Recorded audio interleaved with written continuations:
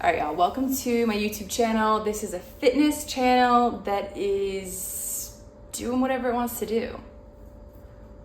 So I have worked in the fitness industry for over 10 years. I personally have been an explorer of fitness and movement and health and wellness since I was a kid. And I want to offer some just what I've learned in my own experience and with my clients. So in this first video, I want to offer us 3 orientations for the fitness path, okay? Because inevitably, the fitness industry at large, our cultural version of fitness, is leading us, right? And within that, we might find different guides who lead us in different ways. And sometimes where they're leading us, it's a little questionable.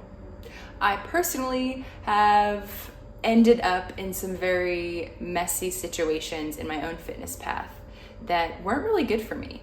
And so I would like to help you avoid some of those very common pitfalls, or what I call cul-de-sacs. So when we're traveling on a path somewhere, we ultimately want it to keep moving us towards awesomeness, goodness, new discoveries, growth, right? And when we reach a cul-de-sac, that means we have taken a turn down a path that is going nowhere. At best, it's just frustrating or unfulfilling. At worst, it's actually harmful to our well-being. So really, I want to help us avoid some of these places that can be very harmful. Seriously. Anyway, so orientation number 1, is my fitness supporting my well-being, right? And we can think about well-being as this more holistic version of ourselves, right? Like my mental, emotional, physical, social, spiritual well-being is blossoming, or it's doing pretty well. It's doing okay, right? Somewhere on that spectrum. We are headed towards human flourishing, not just preventing disease or just being okay.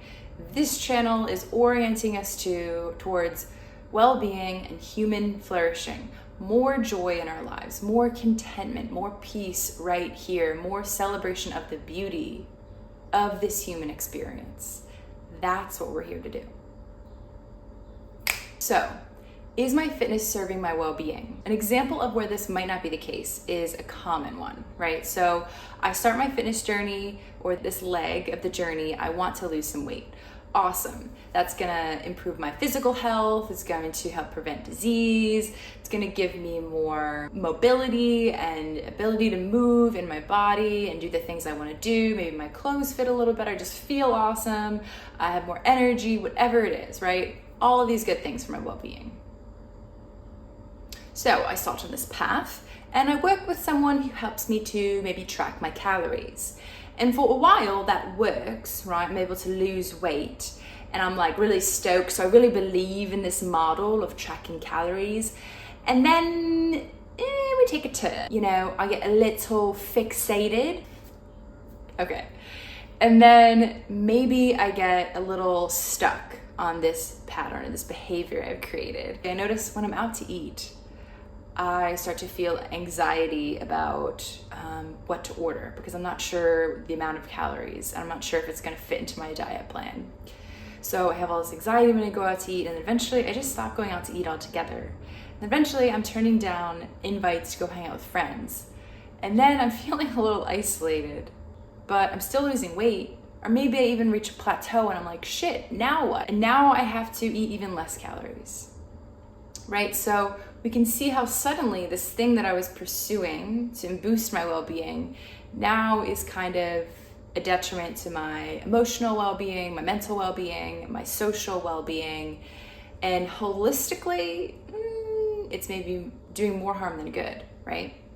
So in that scenario, if I have this orientation of, is this fitness practice serving my well-being, I'll be able to check in with myself and notice I'm feeling kind of anxious when I go out to eat. And maybe I notice it just right there. And I could say, well, wait a minute, how can I maybe loosen my grip on this a little bit and just notice my own fixation with the physical goal and say, okay, you know what, I've been doing really good. I've learned a lot actually through tracking.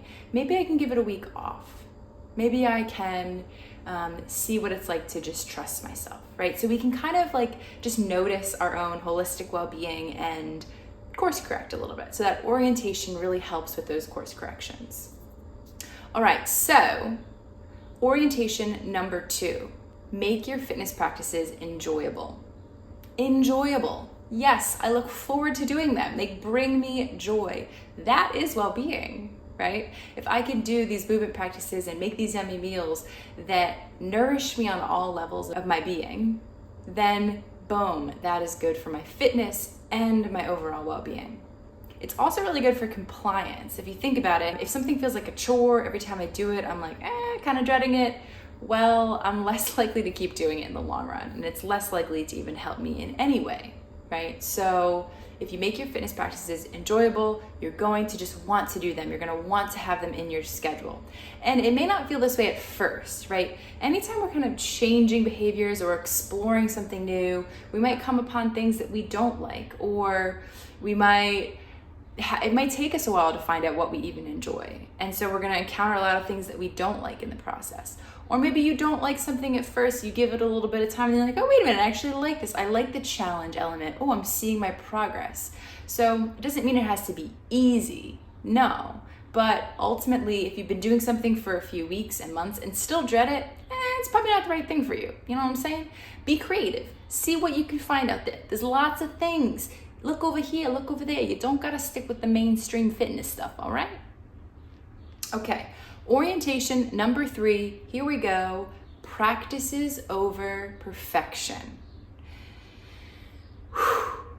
So the key with this one is to try to avoid this on or off or black and white mentality that can be really big in our lives or can be really subtle. The ways that we have that part of us that's just like striving to get it right.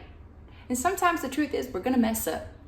We're gonna eat something that maybe didn't feel like the right thing. Or we're gonna miss a workout. Maybe we're gonna miss a week, a month, a year.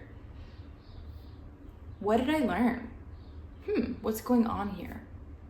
All right, cool. I'm gonna just begin again. I'm gonna pick it up tomorrow. We wanna keep momentum going. Practice is all about keeping momentum. When we strive for perfection, I'm trying to do the right diet all the time, every day.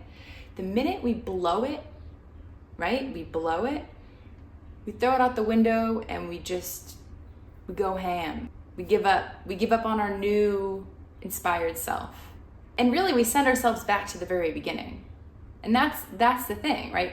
When we strive for just practicing anything, everything, life is a practice, then it allows ourselves to keep the momentum going. In the midst of our inevitable mess ups, we can learn something and keep on going and use what we learned to actually move us forward.